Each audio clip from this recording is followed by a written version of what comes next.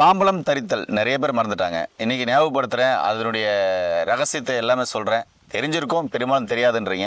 என்ன அது? என் கையில் வெத்தலை கொடுத்துருக்கீங்க, சொல்லுங்க ஐயா. முதல்ல இதோட பெயர் காரணம் சொல்லிடுறாங்க. இது பேர் பார்த்தீங்கன்னா நிறைய பேர் தவறாக உச்சரிக்கிறாங்க. அதாவது வெற்றி இலைன்னு கூட சொல்லுவாங்க. அப்படி கிடையாது, வெற்றி இலை. இது வெற்றி.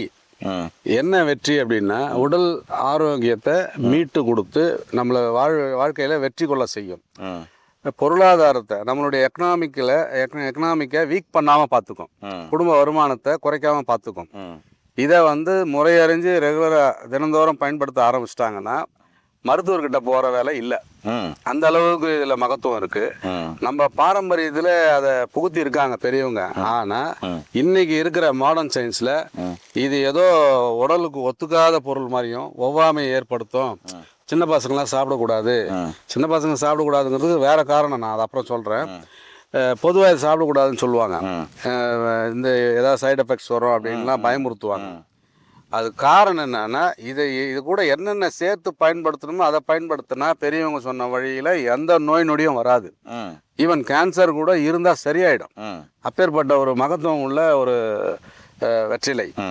இந்த வெற்றிலையில் இருக்கிற என்சைம்ஸ் கல்கட்டாவில் ஒரு யூனிவர்சிட்டியில் பேட்டன்ட் எடுத்திருக்காங்க கேன்சருக்கு. அப்போ மாடர்ன் சயின்ஸில் நிறைய ப்ரூவ் பண்ணிக்கிட்டு வர்றாங்க. அதனால் இது எப்படி எடுத்துக்கணுங்கிற முறை தெரிஞ்சால் இதை ரெகுலராக பயன்படுத்தலாம். இது யாரும் பயப்பட வேண்டிய அவசியம் இல்லை. குழந்தைங்களுக்கு கண்டிப்பாக கொடுக்கணும். ஆனால் அவங்களுக்கு எப்படி பயன்படுத்த சொல்லி கொடுத்துட்டோம்னா சைடு எஃபெக்ட்ஸ்லாம் கிடையாது. 3 வேலையும் எடுக்கலாம். 3 வேலை எப்படி எடுக்கணுங்கிறத சொல்கிறேன். ஓகேங்களா? காலையில் இதை முதல்ல ஒரு இலை எடுத்து இந்த நரம்பை நீக்கணும். நரம்பை நீக்கிட்டு அந்த காம்பை எடுத்துட்டு கீழே அந்த நுனி இருக்கு பாருங்க, இந்த நுனியையும் கிள்ளணும். இது நஞ்சு. இந்த காம்பையும் கிள்ளணும். இந்த நரம்பை எடுக்கணும், நடுவில் இருக்கிற நரம்பை எடுத்துட்டு ஒரு இலையை மடித்து வாயில் போட்டு மென்று அப்படியே வச்சுக்கோங்க. 2வது இலை எடுக்கிறீங்க. 2வது இலையில காலையில் பார்த்தீங்கன்னா பாக்கு மிகுதியாக வைக்கணும். பாக்கு மிகுதியாக வச்சு மடித்து வாயில் வச்சு மெல்றீங்க. முதல்ல வர்ற உமிழ்நீர் கீழே துப்பிடணும். 2வது வர்ற உமிழ்நீரையும் கீழே துப்பிடணும். சுண்ணாம்பு போடக்கூடாதா? சுண்ணாம்பு போடணும். அதாவது ரேஷியோ. இப்போ வெத்தலை, பாக்கு, சுண்ணாம்பு. காலையில் பார்த்தீங்கன்னா பாக்கு அதிகமாக இருக்கணும். வெத்தலையும் சுண்ணாம்பும் அளவு கம்மியாக இருக்கணும். அதாவது 2 வெத்தலை பாக்கு தூள் பண்ண பாக்கு சும்மா கொஞ்சம் வச்சுன்னா அதை விட கம்மியாக சுண்ணாம்பு இருக்கணும்.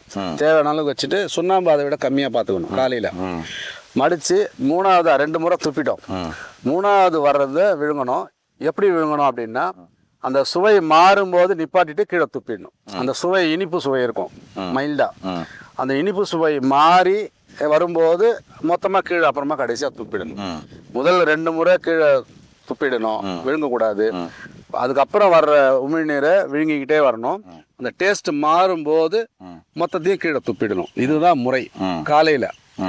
மதியம் பார்த்தீங்கன்னா வெத்தலை, சுண்ணாம்பு, பாக்கு. சுண்ணாம்பு அதிகமாக இருக்கணும், பாக்கு கம்மியாக இருக்கணும். மதியம் வேலையில் சுண்ணாம்பு அதிகமாக்கணும். இரவு, அதாவது மாலை வேலையில் அல்லது இரவு உணவு உண்ட பிறகு எடுத்துக்கிறீங்கன்னா வெத்தலை அதிகமாக இருக்கணும், சுண்ணாம்பும் பாக்கும் ரொம்ப கம்மி பண்ணணும். இது ஏன் அப்படின்னா காலையில் ஏன் பாக்கு அதிகமாக்கணும் அப்படின்னா அது துவர்ப்பு சுவையுடையது. பல் ஈறுகள்லாம் இருக்கும். பல் இருக்கும். தொண்டை புண்ணு, அல்சர், ஆசன வாய் வரைக்கும் இருக்கக்கூடிய புண்களை ஆற்றக்கூடியது. மதியத்தில் சுண்ணாம்பு ஏன் அதிகமாக சேர்க்கணும் அப்படின்னா சுண்ணாம்பு பார்த்தீங்கன்னா அல்கலின்.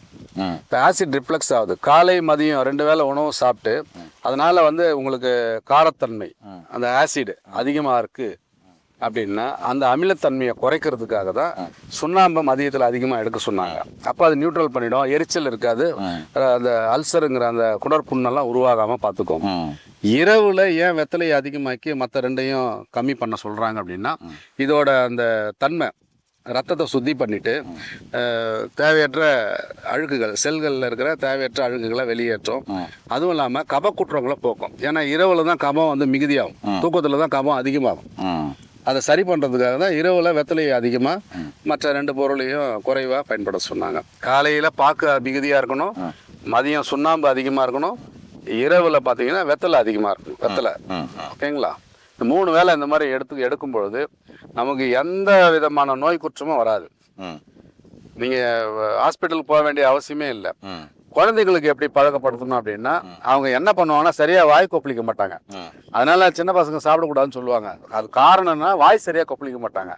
அதை பழக்கப்படுத்துங்க. வாய் கொப்பளிச்சு கீழே துப்ப சொல்லுங்க. இல்லை ஆக்சுவலாக இது வெத்தலை பாக்கு போட்டால் பல்லெல்லாம் ரெட், அதாவது ரெட் கலர் ஆயிடுது, நாக்கெல்லாம் ரெட் கலர் ஆயிடுது அப்படின்றாங்களே, அது கூட ஒரு காரணம். அது சிவப்பு இல்லை, அது காவி.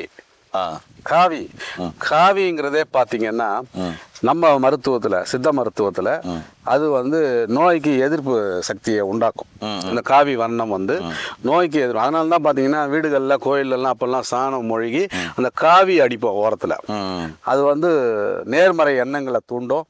நம்ம உடலுக்கு தேவையான நேர்மறை சக்திகளை வலிச்சியும் உள்ளுக்கு கொடுக்கும். அதனால அது ஒன்றும் குற்றம் இல்லை. அதுக்காக தான் குழந்தைங்களுக்கு தெரியாதுல்ல, அதனால வாய் கொப்பளிக்கிறது சொல்லி கொடுத்துட்டோம்னா நம்ம வேலை மிச்சம். பெரியவங்க கூட கடைசியாக துப்பிடுறோம் அப்படின்னா வாய் நல்லா அலம்பணும். ஈறுகள் எல்லாம் போய் மாட்டிக்கும். அந்த இலை நல்லா அலம்பிட்டா ஒரு குற்றமும் இல்லை. காவி வர்ணம் நல்லது. அதுவும் இல்லாம இன்னொரு தவறான புரிதல் இருக்கு. இது எல்லா சுபகாரியங்களையும் யூஸ் பண்றதுனால இது ஏதோ இந்துக்களுக்கு மட்டும்தான் சொந்தங்கிற மாதிரி நினைக்கிறாங்க. அது தப்பு. இது மதம் சார்ந்த விஷயம் அல்ல, நம்ம உடல் சார்ந்த ஆரோக்கியம் சார்ந்த விஷயம். இது முன்னோர்கள் சொல்லியிருக்காங்க. அனைத்து மதத்தினரும் இதை பின்பற்றலாம். இதனால ஒன்றும் குற்றம் இல்லை. இது இந்துக்களுக்கு மட்டும் சொந்தமான பொருள் இல்லை. அதை ஞாபகம் வச்சுக்கோங்க. சரிங்கய்யா. ஏங்களே தெளிவாக சொல்லியிருக்காரு. இனிமேல் எல்லார் வீட்லேயும் கண்டிப்பாக வெத்தலை பாக்கு போடுங்க. ஏங்க என்னுடைய பாட்டி, அதாவது என் அப்பாவை பெற்ற பாட்டி, இன்றைக்கும் பிபி இல்லை, சுகர் இல்லை, ஆஸ்துமா, வீசிங், சைனஸ் பிரச்சனை இல்லை, முக்கியமாக காலில் செருப்பு போடுறதில்ல. ஒரு வீடியோ வேணுமா தான் போடுறேன். என்னுடைய அம்மாவை பெற்ற பாட்டி, அவங்க கிட்டத்தட்ட ஒரு 90 கிட்ட நெருங்கும்னு நினைக்கிறேன் வயசு. காலில் செருப்பு போடுறதில்ல, பிபி இல்லை, சுகர் இல்லை, ஆஸ்துமா, வீசிங், சைனஸ் பிரச்சனை எதுவுமே இல்லை, காலில் செருப்பு போடுறதில்ல. இவங்க 2 பேருமே களி இல்லாமல் சாப்பிட்றதில்ல. என்னுடைய அப்பாவை பெற்ற பாட்டி வெத்தலை வியாபாரம் பண்ணுறாங்க. ஆனால் அவங்க பார்த்தீங்கன்னாக்கா அந்த தோப்பன்னு சொல்லுவாங்க. தோப்பனாக்க சுருக்கு பை, அதில் எப்பவுமே வெத்தலை பாக்கு, சுண்ணாம்பு, அந்த பல்லு குத்துற அந்த இடிக்கி மாதிரி வச்சுருப்பாங்க.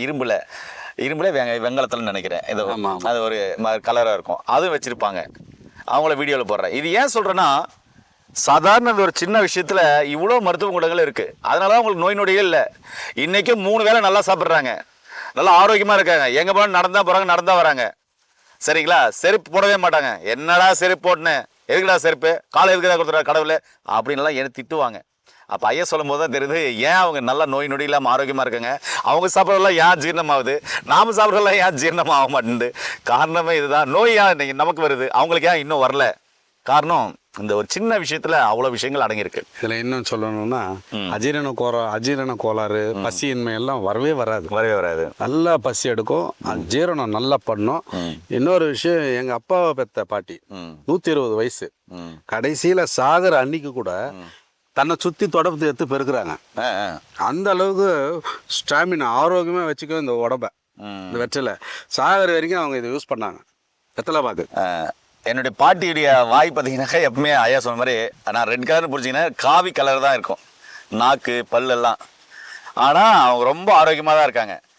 நாம் அடுத்தவங்க பார்த்து எதாவது நினச்சிருவாங்களோ, என்ன வாயெல்லாம் இப்படி இருக்குது அப்படின்னு நினச்சிருவாங்களோன்னு நம்ம நினச்சோம்னா நம்முடைய ஹெல்த்தை நம்ம கெடுத்துக்குவோம். அடுத்தவங்க என்ன நினச்சாலும் சரி, நம்முடைய ஹெல்த்து முக்கியம் நம்ம நினச்சோம்னா நாம் நல்லா இருப்போம். அடுத்தவங்க பார்த்தீங்கன்னாக்கா நோயால் கஷ்டப்படுவாங்க. முடிவு உங்கள் கையில் தான் இருக்குது. நீங்களே முடிவு பண்ணிக்கோங்க. மீண்டும் அருமையான பதிவு சந்திக்கலாம். நன்றி, வணக்கம். வணக்கம் ஐயா. வணக்கம்.